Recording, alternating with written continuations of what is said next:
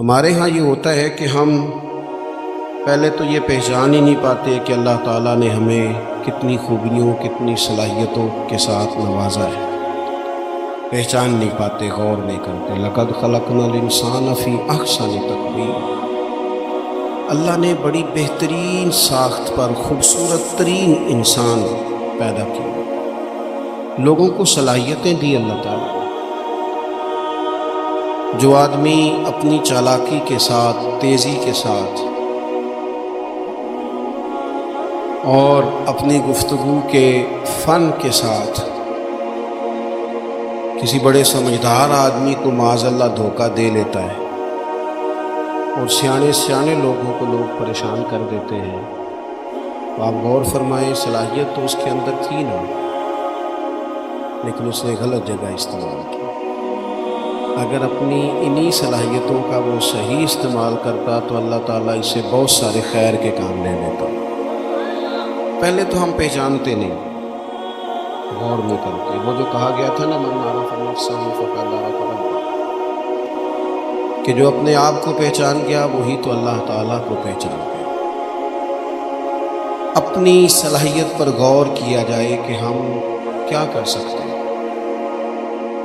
کون سی خدمت ہے جو اللہ تبارک و تعالیٰ اپنا فضل کرے تو ہم وہ سر انجام دے سکتے ہیں۔ وہ کوئی بھی ہو، ایک بی بی مسجد نبوی شریف میں جھاڑو دیتی تھی، اس کا انتقال ہو گیا، صحابہ نے حضور کی تکلیف کے پیش نظر اطلاع نہ دی کہ محبوب کو تکلیف دینا مناسب نہیں، دفن کر دیا۔ صبح محبوب نے قبر پہ کھڑے ہو کے فرمایا صفے بناؤ، میں دوبارہ جنازہ بناؤں گا۔ کوئی کام تو کیا نا زندگی میں، کوئی ڈیوٹی تو کی۔ ایک تو ہم اپنی صلاحیت کو دیکھو، کسی نے کہا تھا کہ میں کسی شخص سے بیزار نہیں ہو سکتا کیونکہ ایک ذرہ بھی تو بیکار نہیں ہو سکتا۔ ایک تو اپنے آپ کو بیکار نہ سمجھے۔ ہمارے یہاں لوگ کمزور پڑ جاتے ہیں، میں غریب آدمی ہوں، میں پیچھے رہتا ہوں، میری کون سی فوٹو آتی ہے، میں کون سا چار لوگوں میں پہچانا جاتا ہوں، پیسے میرے پاس۔ یہ کمزوریاں ہیں، یہ خود اعتمادی کو ختم کرتی ہے۔ اپنی صلاحیت کو پہچانا جائے، غور کیا جائے کہ ہم کیا ڈیوٹی زندگی میں کر سکتے ہیں، اس پر توجہ دی جائے۔ اور پھر جب اپنے آپ کو پہچان لیا جائے کہ بھلا میں یہ دیکھیں نا، مدارس، مساجد، خانقاہیں، یہ سارے سلسلے، اس میں اگرچہ نام ایک بندے کا لکھا ہوتا ہے کہ فلانے نے بنائی ہے، لیکن اس میں سینکڑوں لوگ شامل ہوتے ہیں۔ یعنی وہ جگہ دینے والا بھی بڑا باکمال آدمی ہوتا ہے، وہاں ڈیوٹی دینے والا بھی بڑا باکمال آدمی ہوتا ہے، یہ بڑے باکمال لوگ ہوتے ہیں۔ کہنا پیر صاحب نہیں ہوتا ہے، تعریفیں پیر صاحب کی ہونی ہوتی ہیں۔ اور اب تو اللہ خیر کرے، بعض آستانوں پہ لوگوں نے باقاعدہ بندے رکھے ہوئے تعریفیں کرنے کے۔ اللہ والوں کو اس کی ضرورت نہیں ہوتی۔ خوشبو کو بھی کبھی بتانا پڑا ہے کہ میں خوشبو ہوں۔ خوشبو بتایا نہیں کرتی، خوشبو تو آیا کرتی ہے۔ تو یہ نام تو قبلہ پیر صاحب کا ہی آئے گا، انہی کا ذکر آئے گا، چلے اچھے لوگ ہیں، آنا بھی چاہیے، لیکن بڑی خدمات ہوتی ہیں ان لوگوں کی جو آستانوں پہ ڈیوٹیاں کرتے ہیں، جو پیر صاحب کے آنے والے مہمانوں کی خدمت کرتے ہیں، جو وہاں رات کو دیکھتے ہیں، جو وہاں ڈیوٹی کرتے ہیں۔ اگر یہ سارے لوگ نہ ملے تو کام ہوتا نہیں۔ تو ایک تو دیکھیں کہ صلاحیت کیا ہے۔ دوسری بات یہ کہ جب پتہ چل جائے تو پھر وقت کو بیکار ضائع نہ کریں۔ رب کے بندوں میں اور عام بندوں میں فرق کیا ہوتا ہے؟ عام لوگ وقت ضائع کرتے ہیں، رب کے بندے اپنے وقت کو قیمتی بنا کے رب رسول کو راضی کر لیتے ہیں۔ ہمارے اوقات ضائع ہوتے ہیں۔ ڈھیر سارے لوگ ہیں، وہ کہتے ہیں میں بور ہو رہا ہوں، تو میں اکثر کہتا ہوں کہ بور ہونے کے لیے بھی تو ٹائم چاہیے نا۔ ہمیں تو ٹائم ہی نہیں ملتا، بھلا کس وقت بور ہو، ٹائم ہی نہیں ملتا۔ وہ جناب آپ پوچھیں کسی آدمی سے کہ یہاں کیوں کھڑے ہو، کہتے ہیں میں ٹائم پاس کر رہا ہوں۔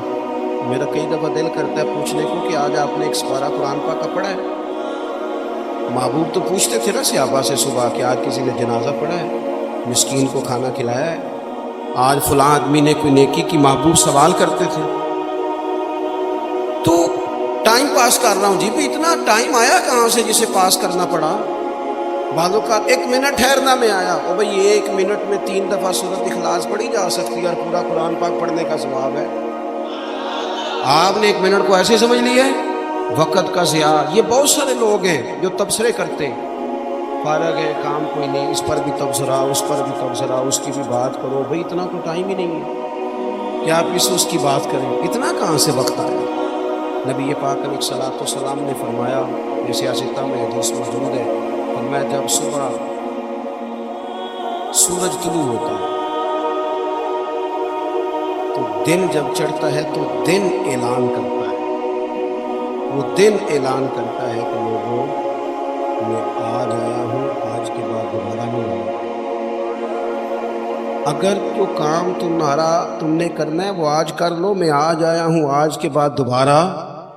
آج 10 ستمبر کو جس بندے نے سارا دن قرآن پاک نہیں نہ کھولا، یہ اس سال کا 10 ستمبر اسے دوبارہ نہیں ملے گا زندگی۔ جس نے آج صبح سے ایک دفعہ بھی، میں اکثر کہتا ہوں، نبی پاک علیہ السلام نے سارے دن اور ساری راتیں امت کو یاد کیا، سارا دن ہی گزر گیا، امت نے ایک بار بھی درود و سلام نہیں کیا۔ سارا دن ہم نے بہت ساری خیر کر سکتے تھے، اچھا مشورہ دے سکتے تھے، کوئی بات سیکھ سکتے تھے، لیکن وقت ضائع کرتے۔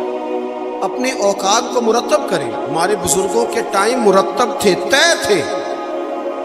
امام بخاری اگر ہماری طرح ہوتے تو قرآن مجید کے بعد ایک صحیح ترین کتاب ہمیں دے پاتے۔ امام مسلم کا بھی اگر وہی حال ہوتا جو آج ہمارا ہے، ڈھیروں لوگ ہیں جنہوں نے بخاری پڑھی نہیں، پوری مسلم شریف کو پڑھا نہیں، اور انہوں نے کتنی محنت کر کے احادیث پر گفتگو کر کے فرق نکال کے کہ یہ حسن ہے، یہ ضعیف ہے، یہ صحیح ہے، یہ متواتر ہے، انہوں نے ہمارے سامنے رکھی۔ اعلیٰ حضرت فاضل بریلوی نے 1000 کتاب لکھی ہے۔ کتنی؟ اور کتاب ایسی نہیں کہ وہ مطلب کان چھان کی کتاب بنا لی ہو، وہ جس سمت آ گئے ہیں سکے بٹھا دیے۔ کام ان لوگوں کا مرتب تھا، ان کے وقت میں برکت تھی۔ حضرت عمر بن عبدالعزیز رحمۃ اللہ علیہ سے ایک دن ان کے خادم سے آپ نے کوئی کام کہا تو کہنے لگا حضور یہ کام کل کر لیں گے۔ تو آپ سمجھنے لگے یہ کام اگر کل کریں گے تو جو کام کل کرنے ہیں وہ کب کریں گے؟ ہمارے ڈھیر سارے لوگ ہیں جنہوں نے ابھی تک طے ہی نہیں کیا۔ آپ نماز نہیں پڑھتے، کہتے بس میں حج کا آرو شروع کرنی ہے، تو اگر حج پہ نہ جا سکے خدا نہ خواستہ، اللہ معاف کرے، تو پھر نماز پڑھنی نہیں ساری۔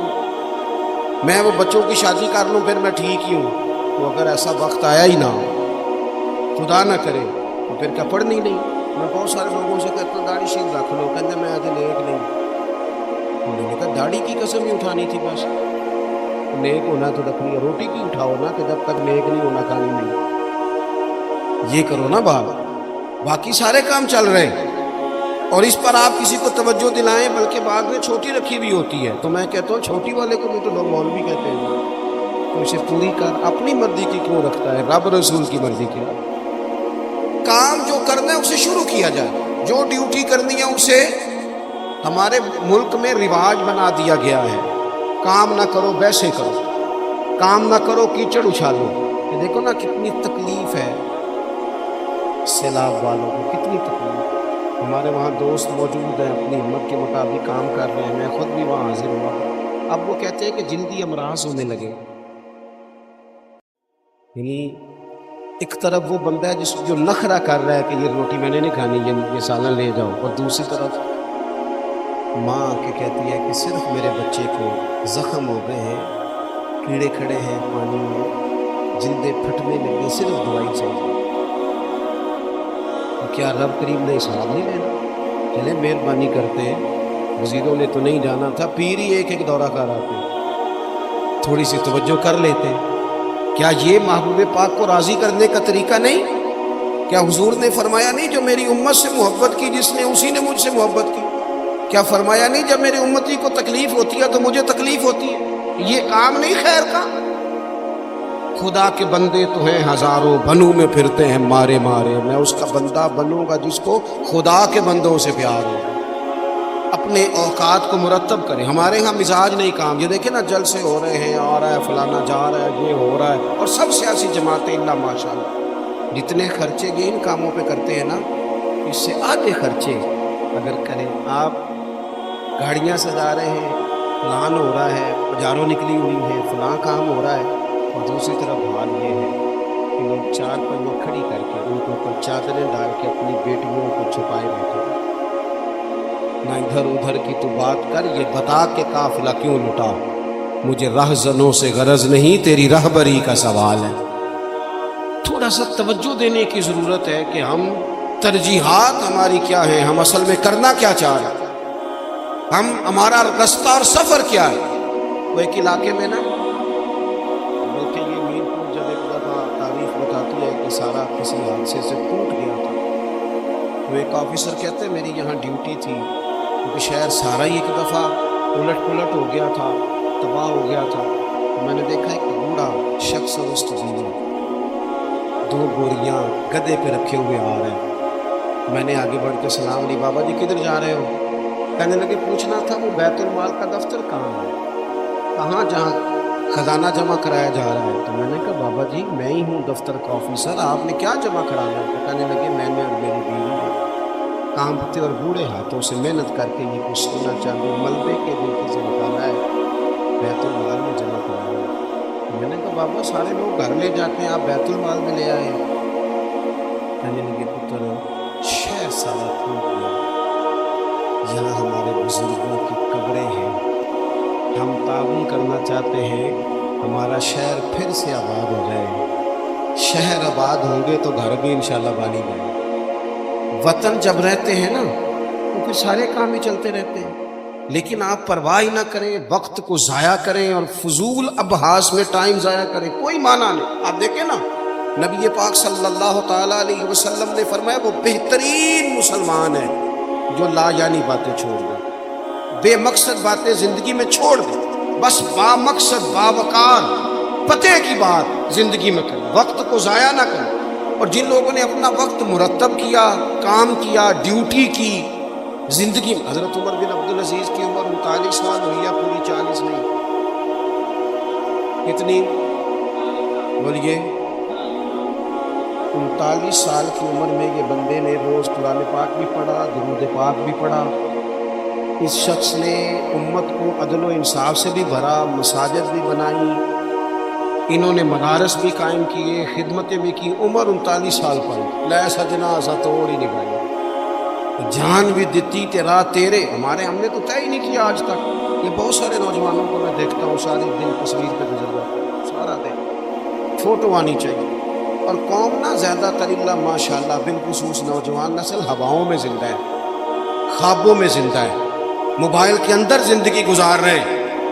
زندگی کے دکھ کچھ اور ہیں، کرب کچھ اور ہیں، تکلیفیں کچھ اور ہیں، سمجھنے کی چیزیں کچھ۔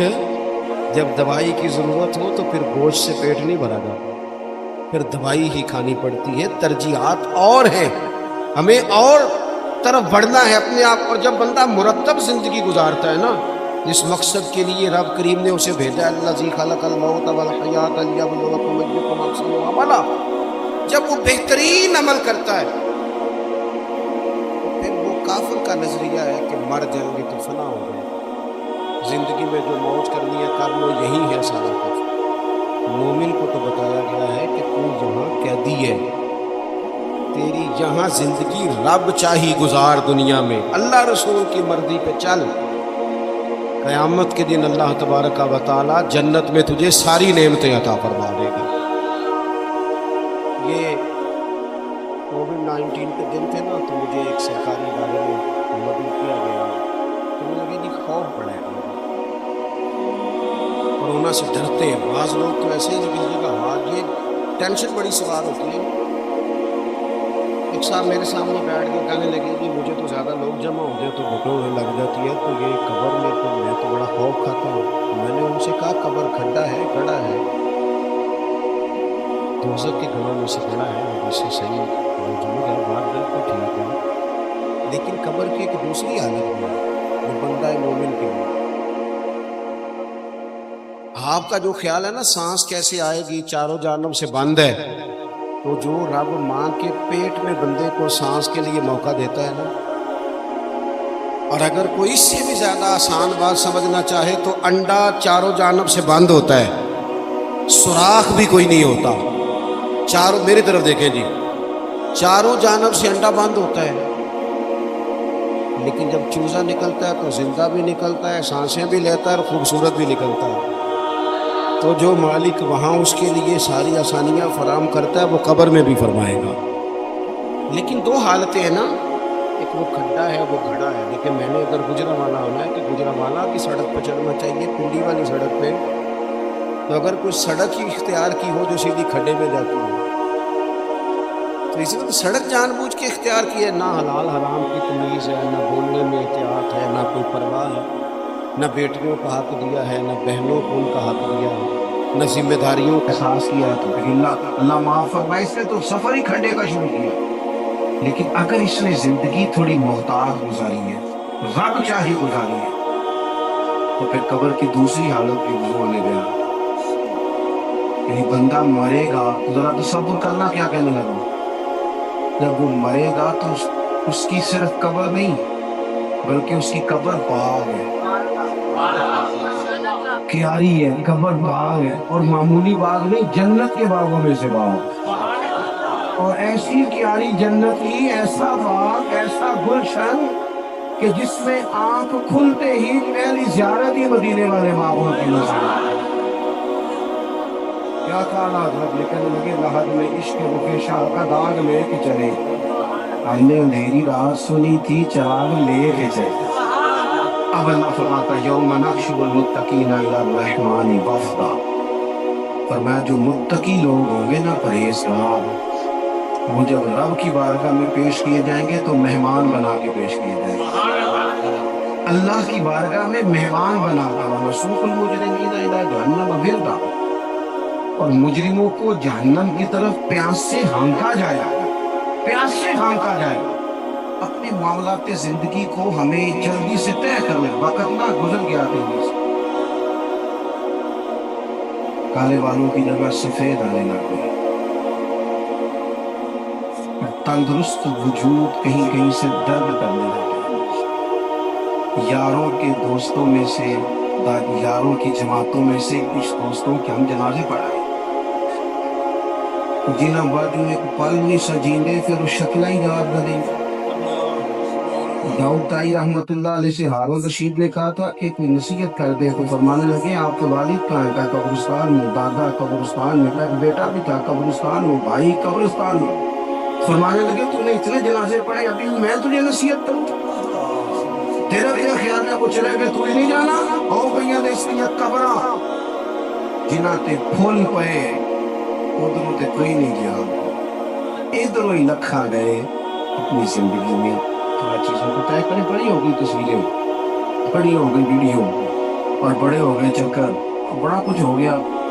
अब तो भाई कोई अगला काम हो, तवज्जो है आप दोस्तों की मेरी बात, अब तो इस थोड़ी सी ना तैयारी हो। और आखिरी बात ये सूफिया किराम थे ना, इनके मुसल्ले बात थे, अल्लाह हमारी जान नहीं छूटती। अब तो डॉक्टर कहते हैं कि बहुत सारे लोग क्योंकि वो जिंदगी मोबाइल पे गुजारते हैं तो गहरी नींद सो ही नहीं पाते, हर वक्त तवज्जो कहीं और लगी हुई होती है, हर वक्त वो तो संजीदा सो ही नहीं पाते। चार मोबाइल रखे, बिजनेसमैन साहब नहीं होगा, किसी को कोई बात सुना रहे हैं, किसी को कोई सुना रहे हैं, याद नहीं रहता मैंने सवेरे क्या कहा था, भूल गया।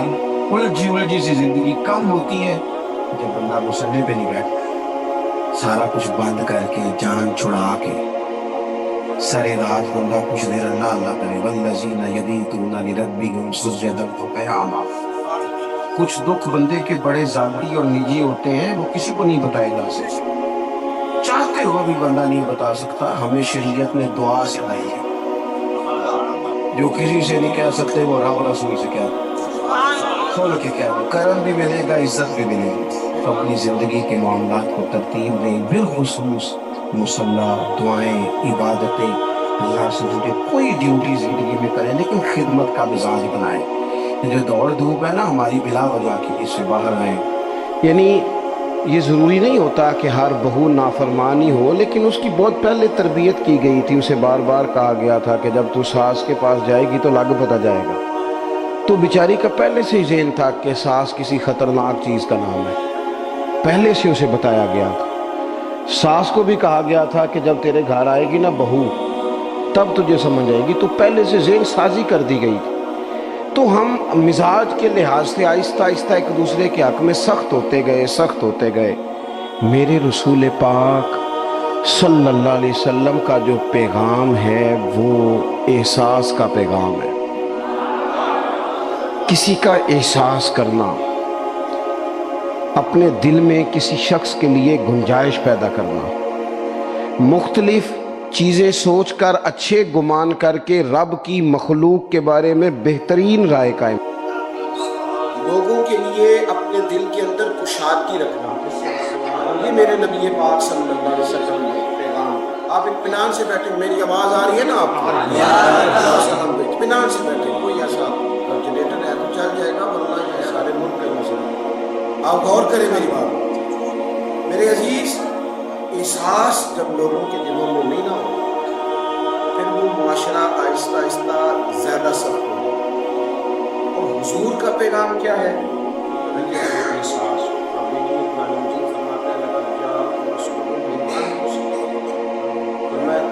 हमने तुम्हीं में से तुम्हें एक रसूल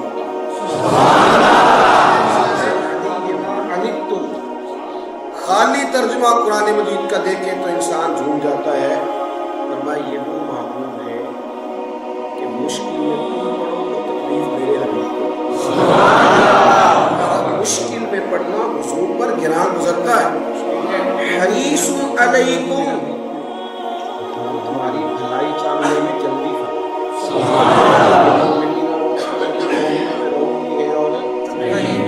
हुजूर सैयद आलम सल्लल्लाहु तआला अलैहि वसल्लम का जो रिश्ता अल्लाह ताला ने हमारे साथ बयान किया, उसकी कुर्बत ये है, ये इस शायर का तख़य्युल नहीं, किसी बेहतरीन उर्दू दां का जुमला नहीं, बल्कि ये अल्लाह का कुरान है।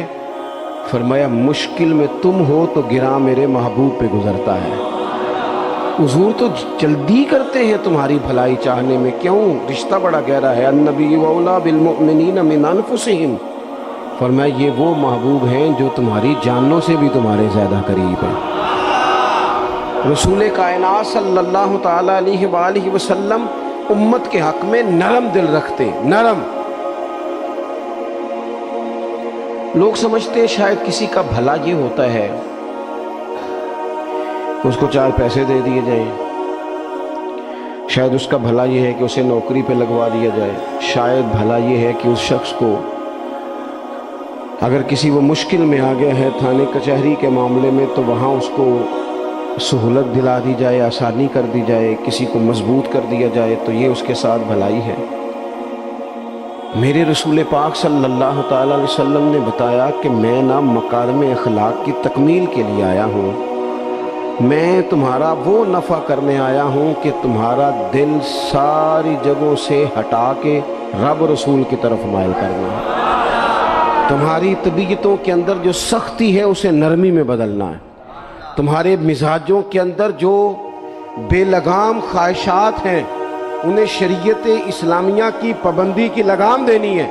हुजूर सैयद आलम अलैहिस्सलाम ने लोगों की इस्लाह का जो देखे ना, अगर किसी घर में बिगड़े बच्चे संवर जाए ना तो रोटी थोड़ी भी हो तो गुजारा हो जाता है। अगर घर वाले इखलाकन इतने आला हों, एक दूसरे से प्यार करते हों तो थोड़े पैसों पर भी वक्त गुजर जाता है। रसूल पाक का दिल धड़कता था, इसलिए सिर्फ इसलिए नहीं कि लोगों को नौकरियां मिल जाएं, माल मिल जाए, लोग जो हैं उनके घर कुशादा हो जाएं, बल्कि हुजूर का दिल धड़कता था कि लोग दोज़ख से बच जाएं, जन्नत की तरफ इनका सफ़र हो जाए। इनके दिलों से हसद को, तकब्बुर को, गुरूर को, अना को, खुद पसंदी को, उजब को निकाल दिया जाए। यत्लु अलैकुम आयातिना व युज़क्कीकुम, इनका तज़किया कर दिया जाए, दिल साफ कर दिए जाए। रसूल पाक सल्लल्लाहु अलैहि वसल्लम एहसास के साथ जाते। हमारे यहाँ ना तबलीग होती है लेकिन उसमें दर्द नहीं होता, इल्ला माशाअल्लाह, अच्छे लोगों की बात नहीं करता। लो मेरे जैसे आदमी ने तकरीर करनी है, घंटा गुजारना ही है, तो फिर बाज़-ओ-क़ात नफ्स की ख्वाहिशें गालिब होती हैं तो वो इस्लाह से ज़्यादा शौक़ दाद लेने का गालिब आ जाता है। वो आपको पता है ना, वो हमारे यहाँ फिर वो नकीब महफिल बेचारा कभी بھاگ کے ادھر چلا جاتا ہے، کبھی بھاگ کے ادھر آتا ہے، کہتا ہے میں نے جملہ دینا ہے۔ اب وہ ایسے لگتا ہے جملہ نہیں دینے لگا، کوئی ایٹم بم دینے لگا ہے، جس میں اتنی اسے پریشانی، ایک جملہ کہنے لگا، سنبھال کے رکھنا، ضائع نہ کرنا، یہ نہ کرنا۔ وہ تو جملہ رہنے دے، تو آیت دے ہمیں کوئی قرآن پاک کی، تو ہمیں کوئی حدیث پاک سنا، تو سادی سی بات کر، یہ تو مطلب۔ اور پھر وہ داد کا اتنا شوق کہ جب تک سارے ہاتھ نہ کڑھیں، جب تک شمال جنوب والے نہ بول پڑیں، تب تک بات نہیں ہوگی۔ یہ کیسی بات ہوئی؟ اصلاح کے اندر تو آپ کا درد آپ کی زبان سے زیادہ اثر رکھتا ہے۔ اقبال کہنے لگے کہ بات جو دل سے نکلتی ہے اثر رکھتی ہے، پر تو نہیں، پر طاقت پرواز مگر رکھتی ہے۔ وہ تو اڑتی ہے، وہ تو اس کی تو پذیرائی ہوتی ہے، اگر بات دل سے نکل رہی ہے تو۔ عزیز بھائی یاد رکھیے گا، حضور سید عالم علیہ السلام درد دل کے ساتھ دعوت دیتے لوگوں۔ 10 دن حضور نے طائف میں قیام کیا ہے، ایک بندے نے بھی کلمہ نہیں پڑھا، الٹا انہوں نے روڑے مارے، تکلیف دی۔ حضور واپس آ رہے ہیں، صحابی ساتھ ہیں، باغ میں بیٹھ گئے، اتنی صحت مبارک پر انہوں نے معاذ اللہ تعالیٰ سنگ باری کی کہ خون مبارک بہہ رہا ہے۔ فوراً عرض گزار ہوئے، یا رسول اللہ صلی اللہ علیہ وسلم آپ دعا کر دیں یہ تباہ ہو جائیں۔ فرشتہ بھی حاضر ہو گیا، حضور آپ دعا کریں یہ تباہ ہو جائیں۔ لیکن محبوب کے دل میں نرمی ہے نا امت کے لیے، اگرچہ یہ ساری امت دعوت ہے اس وقت، پر اس وقت بھی نرمی ہے۔ محبوب کریم علیہ السلام نے ہاتھ اٹھائے، صحابی کہتے ہیں میرے دل میں خیال آیا اب یہ تباہ ہو ہی، میری طرف دیکھیں جی، اب یہ تباہ ہو ہی جائیں گے، اب کوئی نہیں بچا سکتا انہیں تباہ ہونے سے۔ لیکن حضور نے کیا کہا اے اللہ انہیں ہدایت دے دے، انہیں پتہ ہی نہیں یہ کیا کر رہے ہیں۔ فوراً عرض کی یا رسول اللہ ایک نے بھی کلمہ نہیں پڑھا، ایک نے بھی کلمہ نہیں پڑھا۔ کبھی پتھر مارنے کے والے کے لیے بھی دل میں احساس ہوتا ہے، ہمیں تو کسی نے کچھ بھی نہیں کہا، کوئی گالی نہیں دی، کچھ نہیں کہا، پر ہم سخت کیوں ہیں بلا؟ وہ ہمارے پیچھے نہیں چلتا ہاتھ باندھ کے، جی میں ہاں نہیں ملاتا، ہمارا دل اس کے لیے سخت ہے۔ دو ہی تو بندے ٹھیک ہے دنیا میں، ایک میں ٹھیک ہوں اور ایک جو میری ہاں میں ہاں ملائے پوری وہ ٹھیک ہے۔ دونوں ہاتھ باندھ کے پیچھے چلے، تیسرے کو میں کیسے ٹھیک ہونے دیتا ہوں؟ میرا مزاج ہی نہیں، اللہ ماشاءاللہ ہماری طبیعت ہی نہیں ہوتی ایسی۔ خدا کے بندو جب دل کشادہ ہو، طبیعتیں کھلی ہوں، پھر اس طرح کا تھوڑی مزاج ہوتا ہے۔ کریم محبوب صلی اللہ علیہ وسلم سے عرض کی حضور ایک نے بھی نہیں کلمہ پڑھا، اور پھر بھی آپ کے دل میں اتنی وسعت ہے، آپ ہدایت کی دعا کر رہے ہیں۔ 10 دن لگائے، ایک شخص بھی نہیں آ رہا، تو محبوب کیا فرمانے لگے؟ کریم فرمانے لگے مجھے پتہ ہے انہوں نے تکلیف دی ہے، ایک نے بھی کلمہ نہیں پڑھا، جلدی نہ پریشان ہو جایا کریں۔ کچھ لوگ جلدی کچے جملے بوئے، ساڑی قوم نہیں ٹھیک ہو سکتی جی، ایس ملک دا کچھ نہیں ہو سکتا دی، یہ نہیں ٹھیک ہو سکتے۔ شکوہ ظلمت شب سے تو کہیں بہتر تھا، اپنے حصے کی کوئی شمع جلاتے جاتے۔ اللہ کے حبیب صلی اللہ علیہ وسلم سے عرض کی یا رسول اللہ صلی اللہ علیہ وسلم ایک بھی نہیں مانا، اور آپ نے پھر ہدایت کی دعا کی۔ یہ میرے محبوب کا امید کا طریقہ ہے۔ کریم فرمانے لگے اگر آج یہ نہیں مانتے تو پھر بھی تباہی کی دعا نہیں کرنی، یہ نہیں مانتے تو ان کی آنے والی نسلیں مان جائیں گے لوگ۔ اپنے دل میں جب آپ نرمی لے آتے، تمہارے نا سینکڑوں نوجوان گناہوں میں چلے گئے ایک علاقے سے۔ جو آدمی گناہ میں مبتلا ہوتا ہے نا وہ سخت تکلیف میں ہوتا ہے۔ انسان کو جو چیز سب سے زیادہ ستاتی ہے وہ اس کی اپنی غلطیاں ہوتی ہیں۔ حدیث میں فرمایا ما حاک فی صدرک، کھٹکتا ہے سینے میں، چبھتا ہے گناہ، یہ تکلیف دہ معاملہ ہوتا ہے، تڑپتے ہیں لوگ، سسکتے ہیں۔ لیکن روایتی انداز سارا جب ہماری مجالس اور محفل میں ہو جاتا ہے، کوئی نہیں وقت دینے والا، پیار کرنے والا، تھپکی دینے والا، بازو تھام، کوئی نہیں۔ ایک تقریر وہ ہے جو میں آپ سے کرتا ہوں، بس ٹھیک ہے گھنٹہ گزارنا ہے، تو وہ بھی کئی میری طرح کے لوگ ہیں جو جمعرات کو فیصلہ کرتے ہیں سویرے کیا بیان کروں۔ حالانکہ میری طرح کے جو چھوٹے ہیں وہ ہفتے سے ہی تیاری شروع کر لیتے ہیں تاکہ کچھ غور فکر کر کے قوم کے سامنے رکھا جائے، ضروری۔ اب ایک تقریر میں آپ سے کرتا ہوں، سمجھانے کے لیے عرض کرتا ہوں، ایک تقریر ایسی ہے جو خطیب صاحب آپ سے کرتے ہیں، اور خدا نخواستہ اللہ تعالیٰ معاف کرے صرف سمجھانے کے لیے اگر ان کو پتہ چل جائے کہ ان کا بیٹا کسی غلطی میں مبتلا ہو گیا تو پھر بھی اسی طرح ہی داد و تحسین کے لیے لاش پش کر کے تقریر ہوگی؟ نہیں، پھر یہ انداز نہیں ہوتا. پھر تو بچہ کو سامنے بٹھا کے باپ اپنی پگڑی اس کے پیروں میں رکھتا ہے، پھر تو ماں دوپٹہ پیروں میں رکھتی ہے، کہتی پتر میری کمائی نہ اجاڑ دینا. اور نہ پتہ چلا تو سگریٹ پینے لگ گئے، خدا خیر کرے، تیری مہربانی. سوتا نہیں، اس کا چہرہ پریشان ہے. اب بات آئی ہے نا، اب یہ وقت آیا تبلیغ کا، اصلاح کا. اسے منت کر کے سمجھایا، اس کو گزارش کی. اس نے کہا ابا جی غلطی ہو گئی تھی، آئندہ نہیں کرتا. پوری اس نے تسلی دی، پھر بھی نہیں سوتا. بچہ تو وعدہ کر کے چلا گیا، پھر بھی نہیں سویا. وہ اپنے کمرے میں چلا گیا اور اس نے مصلی بچھا لیا. کہا یا اللہ یہ میری عمر کی کمائی ہے، مالک اسے ہدایت دے دے. او بھائی جب تو اس انداز میں ملت کے ہر بیٹے کی اصلاح کرنے لگے گا، اور اس سے مراد صرف خطیب واعظ ہی نہیں، حضور نے ہم سب کے ذمہ لگایا تھا بلغ عنی ولو آیا. ہم سب کی ذمہ داری ہے لوگوں کے لیے، لوگوں کو قائل کریں. مجھے بتاؤ اپنی ذات کے حق میں قائل کرنا ہو تو کرتے ہیں کہ نہیں؟ ہوتا ہے نماز کی دعوت ہم کیسے دیتے ہیں؟ ہم کہتے ہیں پڑھ لیے کر نماز، اتنے پیسے کہاں لے کے جائے گا؟ یہی دعوت ہوتی ہے نا. وہ کہتا ہے تو نے اپنی قبر میں جانا اور میں نے. یہ تو ہے ہمارا دین کے حق میں. وہ محفل میں آنا اگر ٹائم ملا تو ٹھیک، یہ ہے دین کے حق میں. اور جب اپنی باری آئے، کسی سے 50,000 روپے چاہیے تھے، فون کیا اس کو، ملنا تھا، وہ کہتا حکم کرے. کہتے نہیں ٹیلی فون والی بات نہیں. کہتے میں تو 2 بجے ملوں گا، تو 2:30 بجے مل، پر میں مل کے کر دوں. پھر جاتے ہی اس سے 50,000 مانگا نہیں، پہلے منت کی، دکھ سنایا، پھر اسے ثابت کرایا کہ تیرے علاوہ دینا بھی کسی نے نہیں، سارے غلط بندے ہیں، تو ٹھیک ہے معاذ اللہ. پھر اس کو یہ بھی ثابت کرایا وقت پہ واپس کر دوں گا. اتنی ساری گزارش کر کے رو دھو کے جب وہ پورا قائل ہو گیا تو آخر میں کہا مجھے 50,000. صحیح کہہ رہا ہوں؟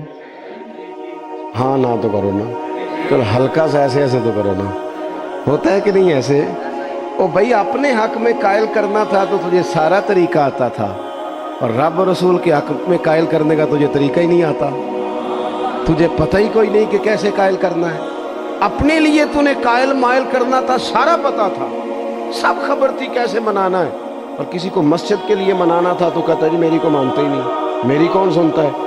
آپ جب تک اس درد سے، زازان نام کا ایک گویہ تھا، بغداد میں گاتا تھا، آواز بڑی سریلی تھی، بڑے لوگ اس کے گرد جمع ہو جاتے. حضرت عبداللہ ابن مسعود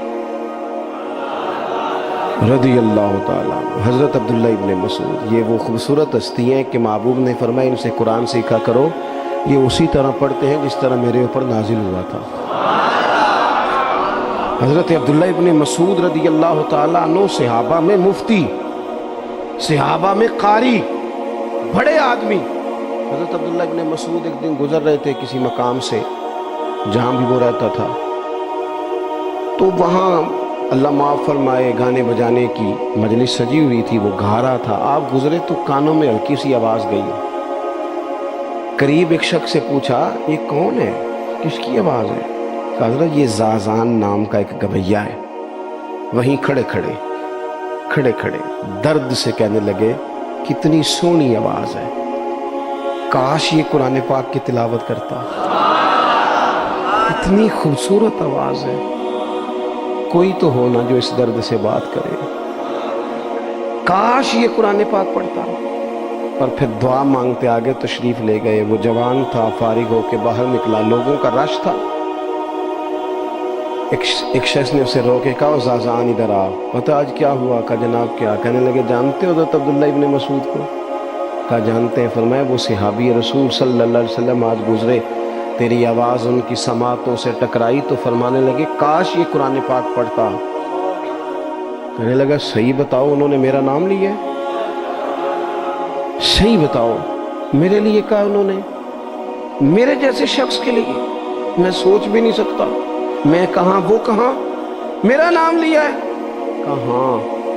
تھوڑی دیر رکا چند لمحوں پتہ نہیں سوچیں کہاں کہاں کا سفر کر کے آئیں، وہ ساری سوچیں درد بن کے آنسو بنی، اور پھر آنسو داڑھی پہ ٹپکے چہرے پہ آئے۔ پھر لوگوں سے پوچھنے لگا گھر کا پتہ بتاؤ گے؟ کہا وہ فلاں جگہ پہ موجود ہیں۔ دوڑا گیا، دروازے پہ دستک دی، حضرت عبداللہ ابن مسعود آئے، کہا کون ہو بیٹا؟ کہنے لگے حضور میں وہی ہوں جس کے بارے میں آپ نے کہا تھا کاش یہ قرآن پڑھتا، میں آ گیا ہوں، پڑھا دے مجھے قرآن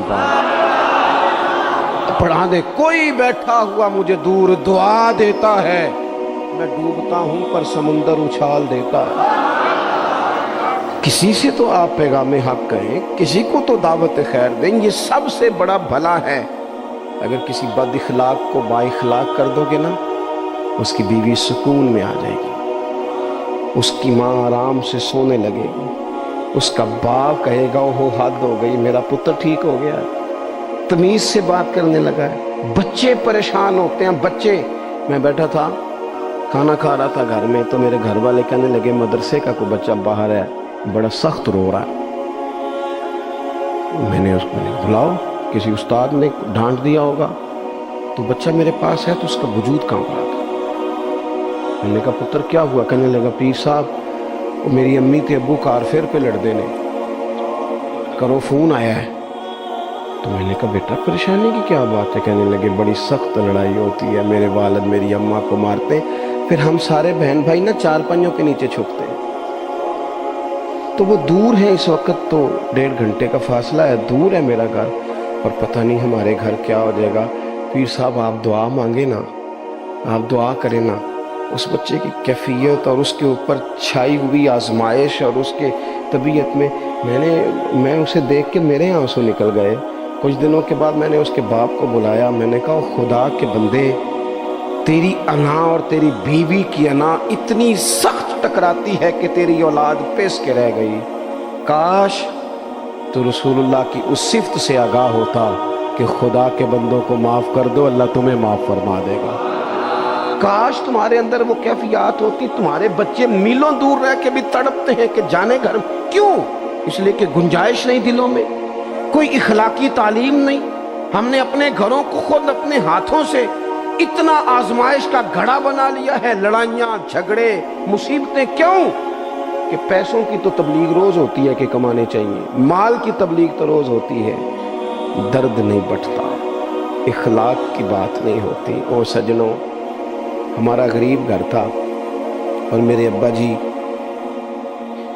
جب گندم کا سیزن ختم ہوتا گھر میں لے کے آتے تو ہمارے گھر کے سین میں کھڑے ہو کے فرماتے لو پتر کسے دا گھر وال نہیں تکنا، میں دانے پاتے نے پھڑو لیتے تھے تو اڈی ماں نے اچار پا دیتا ہے۔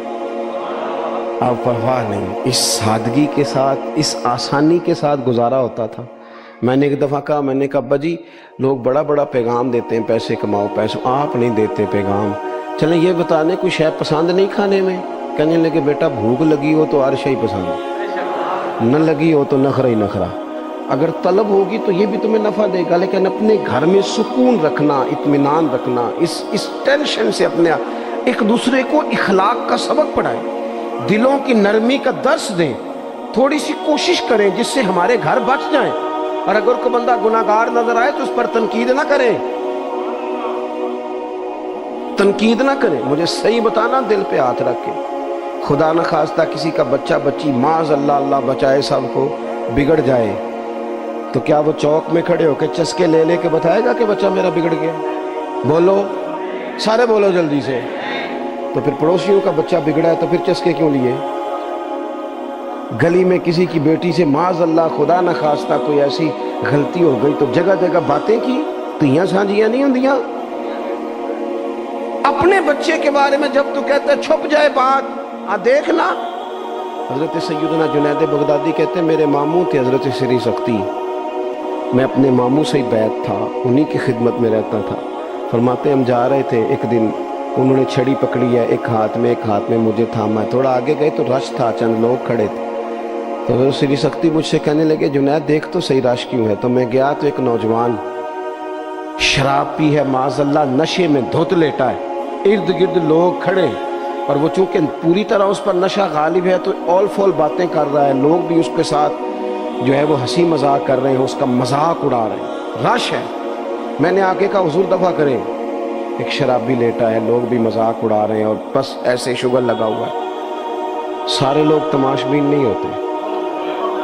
ہاں ہاں، حضرت فرمانے لگے نہیں جنید ایسے کیسے چلے جائیں، چل نہ مجھے لے چل۔ کہتے ہیں بوڑھے شیخ، ہاتھ میں نے تھاما تو وہاں لے گیا۔ حضرت نے لوگوں کو ڈانٹا، چلو دوڑو۔ پرانے زمانے میں لوگ بزرگوں کی حیا کرتے تھے، سب لوگ وہاں سے چھٹ گئے۔ کہتے ہیں مجھے فرمانے لگے جنید جا پیالے میں پانی لا۔ کہتے ہیں میں ایک پیالے میں پانی بھر کے لایا، انہوں نے اپنے بوڑھے ہاتھوں سے اس کا منہ دھویا، اس کے چہرے پہ پانی ڈالا، اس کا منہ صاف کیا اور اسے کھڑا کیا، اسے گھر بھیجنے کو کہا۔ کہتے ہیں وہ وہیں ایک کونے میں سائڈ پہ ہو گیا تو حضرت نا منہ دھو کے نا تھوڑی دیر چپ کر گئے۔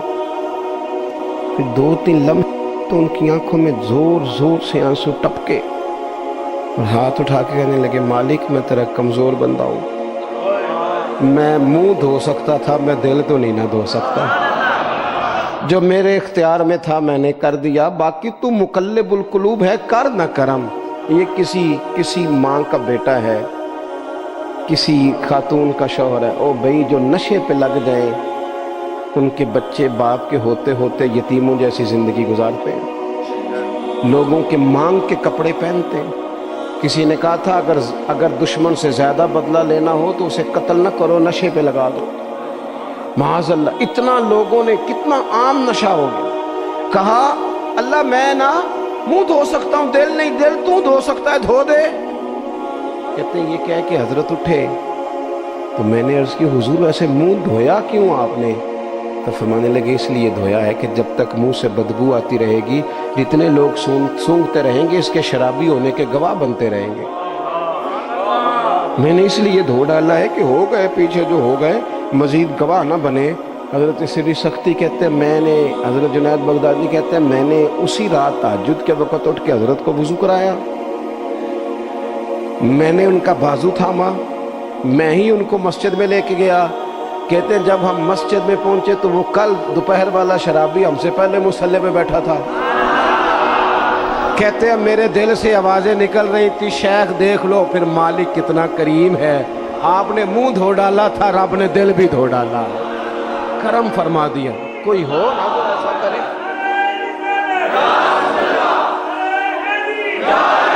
آؤ نا سنگیوں ملیں، ایک دوسرے کا منہ تو دھونا شروع کریں نا، آؤ نا ایک دوسرے کو یہاں تک وضو کا پانی تو فراہم کریں نا، کچھ تو خیر تقسیم کرے۔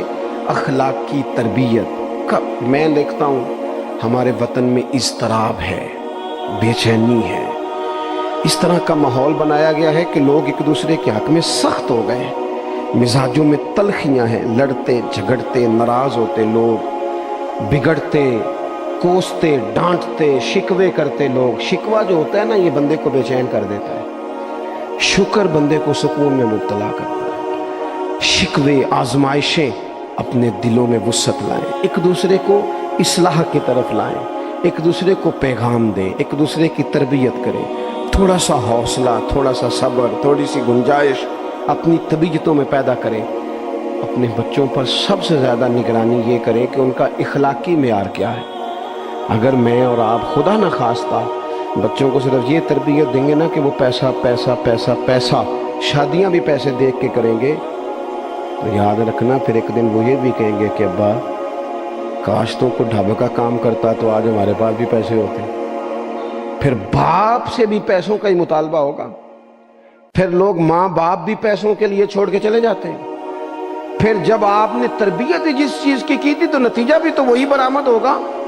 یہ تو نہیں ہو سکتا کہ بندہ بیج کوئی اور لگائے اور درخت کوئی اور نکلے، یہ ہو نہیں سکتا۔ اگر ہم اپنے باپ سے روز جھگڑا کریں گے 5 مرلے کے لیے تو یاد رکھنا پھر ہمارا بیٹا 1.5 مرلے کے لیے بھی جھگڑا کرے گا، پھر معاملہ اس طرح کا مرتب ہوگا۔ ایک دوسرے کو اخلاقی پیغام دینا ضروری ہے۔ آخری بات آپ کی خدمت میں یہ عرض کرنی ہے اور یہ میری خواہش ہے کہ آپ اس پر زیادہ توجہ کریں گے انشاءاللہ۔ آپ سارے ویڈیو بنائیں، مجھے کوئی اعتراض نہیں، پر مہربانی کریں دیکھیں تو میری طرف نہ، جب آپ لائیو چلاتے ہیں تو پھر اسی کو دیکھتے ہیں، وہ پھر کہتا ہے کہ یہ کمنٹس آ گیا تو دوسرا آ گیا۔ اللہ کرے میری بات آپ کے دل میں اتر جائے، آپ تھوڑی سی توجہ کریں، میں کیا عرض کرنا چاہتا ہوں، غور کریں میرے بھائی۔ ملک میں نا مہنگائی تیزی سے عروج پکڑ گئی ہے، اور مہنگائی جب ہوتی ہے نا تو امیروں نے تو مال بیچنا ہوتا ہے، تو ان کا دگنا ہو گیا تو وہ تو اور امیر ہو گئے، تو غریبوں کے لیے مشکلات بڑھ گئی ہیں۔ جو طبقات بیچارے تنخواہ دار تھے، کمزور تھے، میری طرف دیکھیں جناب، وہ اور کمزور ہو گئے۔ ہمیں زیادہ تو نہیں لیکن اتنا ضرور کرنا چاہیے۔ یہ قرآن پر دے دیں جی، مجھے دے دیں، تشریف رکھیں آپ۔ عزیز بھائی تھوڑا سا نا، زیادہ نہیں، 3 لوگ مل کے ایک غریب آدمی کا خیال تو رکھ ہی سکتے ہیں نا، لیکن غریبوں سے بھی عرض کروں گا، سہارا بندوں کو نہیں بنایا کرتے، سہارا رب رسول کو بنایا کرتے۔ کسی سے تھوڑی سی مدد لینا تو ٹھیک ہے، چلو آگے جانے کے لیے تھوڑا سا سہارا لے لیں کہ اب مشکل ہے تو یہ کراس نہیں ہو رہا رستہ، تھوڑا سا سہارا تو لے لیں، لیکن جو لوگ مستقل سہاروں پہ آ جاتے ہیں ان کا تو پھر اپنی طاقت ہی ساری ختم ہو جاتی ہے۔ گردن کو جھکا دیتا ہے خیرات کا پتھر، جہاں میں مانگنے والوں کے سر کبھی اونچے نہیں ہوتے۔ تھوڑی سی ہم نے ایک دوسرے کی مدد کرنی ہے۔ جو لوگ زیادہ مالدار ہیں ان سے میری گزارش ہے کہ تھوڑے سے خرچے کم کر لیں، اپنے ہاتھوں سے تقسیم کریں۔ یہ چھوڑ دیں کہ وہ میرے چچا کے جو بیٹے ہیں وہ میرے ساتھ اچھا سلوک نہیں کرتے، وہ فلانے ہیں، وہ ان کا سلوک اگر وہ کریں گے تو اللہ سے اجر لیں گے۔